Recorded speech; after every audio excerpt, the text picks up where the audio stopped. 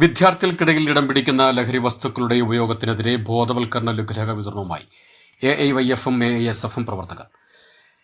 SSLC പരീക്ഷ പൂർത്തിയാക്കി school അടയ്ക്കുന്ന ദിവസമായെന്ന് വിദ്യാർത്ഥികൾക്കും രക്ഷിതാക്കൾക്കും അധ്യാപകർക്കും ലഹരിക്കെതിരായ ലഘുലേഖ വിതരണവും ബോധവൽക്കരണവും നടത്തി. Campaign CPI local secretary Sanil Vaniyampara ഉദ്ഘാടനം ചെയ്തു. AIYF മേഖലാ സെക്രട്ടറി ന്യൂജു കണ്ണാറ, മേഖലാ പ്രസിഡന്റ് രമ്യ രാജേഷ് തുടങ്ങിയവർ നേതൃത്വം നൽകി. CPI പാണഞ്ചേരി ലോക്കൽ കമ്മിറ്റി അംഗം രാജേഷ് PV, AISF മണ്ഡലം ജോയിന്റ് സെക്രട്ടറി ആൽവിൻ, മണ്ഡലം കമ്മിറ്റി അംഗം ഋതു, AIYF മേഖലാ കമ്മിറ്റി അംഗങ്ങളായ മിഥുൻ, അനിൽ തുടങ്ങിയവരും പങ്കെടുത്തു.